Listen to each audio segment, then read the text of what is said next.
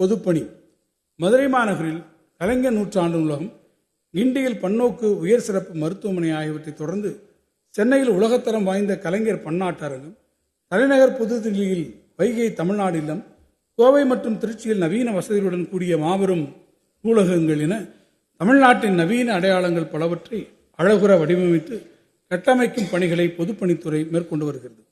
புராதன கட்டடங்களை பழமை மாறாமல் புதுப்பிக்கும் நோக்கோடு சென்னை பல்கலைக்கழக மெரினா வளாகத்தில் உள்ள கீழை கலையியல் ஆய்வு நிறுவன புராதன கட்டடம், ராணிப்பேட்டையில் உள்ள தேசிங்க ராஜாராணி நினைவகம், கோவையில் தமிழ்நாடு வேளாண்மை பல்கலைக்கழக ஆராய்ச்சி நிலையம், திருச்சியில் ராணிமங்கம்மாள் கோட்டை வளாக அலுவலகங்கள், தூத்துக்குடி மாவட்டம் எட்டயபுரம் நகரில் உள்ள மகாகவி பாரதியார் இல்லம் உள்ளிட்ட 17 புராதன கட்டடங்கள் 150 கோடி ரூபாய் மதிப்பீட்டில் பழமை மாறாமல் புதுப்பிக்கப்படும். இந்த வரவு செலவு திட்ட மதிப்பீடுகளில் பொதுப்பணித்துறைக்கு 2457 கோடி ரூபாய் ஒதுக்கீடு செய்யப்பட்டுள்ளது. நெடுஞ்சாலைகள். நாட்டிலேயே பரவலான சாலை வசதிகளை கொண்ட மாநிலங்கள் ஒன்றாக தமிழ்நாடு தொடர்ந்து திகழ்ந்து வருகிறது. இவ்வகை சாலை வசதிகளை மேலும் செம்மைப்படுத்திடும் நோக்கத்தில் முதலமைச்சரின் சாலை மேம்பாட்டு திட்டத்தின் கீழ் கடந்த 4 ஆண்டுகளில் 16,500 கிலோமீட்டர் நீளமுள்ள சாலைகள் மேம்படுத்தப்பட்டுள்ளன. 2130 கிலோமீட்டர் முக்கிய சாலைகள் 4 வழி மற்றும் 2 வழி சாலைகளாக அகலப்படுத்தப்பட்டுள்ளன. 5000 கிலோமீட்டருக்கும் அதிகமான ஊராட்சி ஒன்றிய சாலைகள் பிற மாவட்ட சாலைகளாக மேம்படுத்தப்பட்டுள்ளன. அதன் தொடர்ச்சியாக இவ்வாண்டு சென்னையில் பெருகி வரும் போக்குவரத்து நெரிசலை கையாளும் விதமாக சென்னை நகரின் கிழக்கு கடற்கரை சாலையில் திருவான்மியூரிலிருந்து உத்தண்டி பகுதி வரை 14.2 கிலோமீட்டர் நீளத்திற்கு 4 வழித்தட உயர்மட்ட சாலை 2100 கோடி ரூபாய் மதிப்பில் தமிழ்நாடு மாநில நெடுஞ்சாலைகள் ஆணையத்தின் டான்ஷா மூலம் அமைக்கப்படும். தொழில் வளர்ச்சியை மேம்படுத்தவும் அதிக வேலைவாய்ப்பை உருவாக்கவும் பல தொழில் வழித்தடங்களை உருவாக்கிட அரசு முனைந்துள்ளது. இந்த முன்னெடுப்பின் முதற்கட்டமாக ஒரகடம் செய்யார் தொழில் வளத்தடம் உருவாக்கப்படும். இதனால் செய்யார் தொழில் பூங்காவிலிருந்து உற்பத்தி செய்யப்படும் பொருள்களை வெளிநாடுகளில் சந்தைப்படுத்த வழிவகை ஏற்படும்.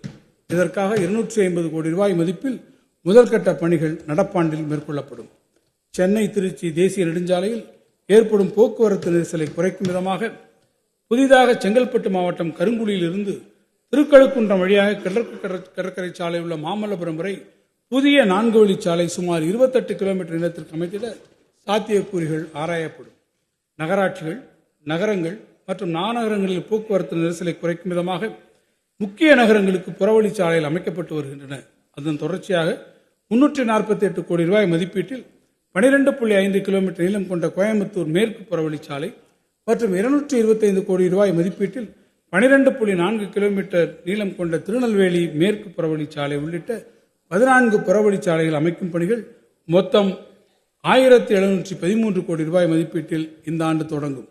மேலும் 48 கிலோமீட்டர் நீள மதுரை வெளிவட்ட சாலை அமைத்திட விரிவான திட்ட அறிக்கைகள் தயாரிக்கப்படும். பசுமையான தமிழ்நாடு என்ற இலக்கினை அடைந்திட நெடுஞ்சாலைகளை பசுமையாக்கும் ஒரு பகுதியாக தமிழ் நிலப்பரப்பை சார்ந்த வேம்பு, புங்கை, நாவல், புளியமரம் போன்ற இனவகைகளில் 10 லட்சம் மரங்கள் நடப்பட்டு புவிசார் குறியிடப்பட்டு முறையாக பராமரிக்கப்படும். அதிக உயிரிழப்புகளை ஏற்படுத்தக்கூடிய விபத்துகளை குறைப்பதன் மூலம் விபத்துகள் இல்லாத மாநிலம் என்ற தொலைநோக்கு பார்வையை செயல்படுத்தும் விதமாக 200 கோடி ரூபாய் மதிப்பில் அதிக விபத்து நடக்கும் பகுதிகளான குறுகிய வளைவுகள் மற்றும் சாலை சந்திப்புகள் மேம்படுத்தப்படும். பயணிகள் மற்றும் ஓட்டுநர்களின் வசதிக்காக மாநில நெடுஞ்சாலைகளில் தெரிவு செய்யப்பட்ட 10 இடங்களில் சிற்றுண்டி சாலைகள், தங்கும் விடுதிகள், ஓய்வறை, மின்வாகனங்களுக்கான மின்சக்தி வழங்கிடும் வசதிகள், முதலுதவி மற்றும் அடிப்படை மருத்துவ வசதிகள், வணிக வளாகங்கள் ஆகியவற்றை உள்ளடக்கிய சாலை ஓர வசதி மையங்கள் அமைப்பதற்கு உரிய நடவடிக்கைகள் மேற்கொள்ளப்படும்.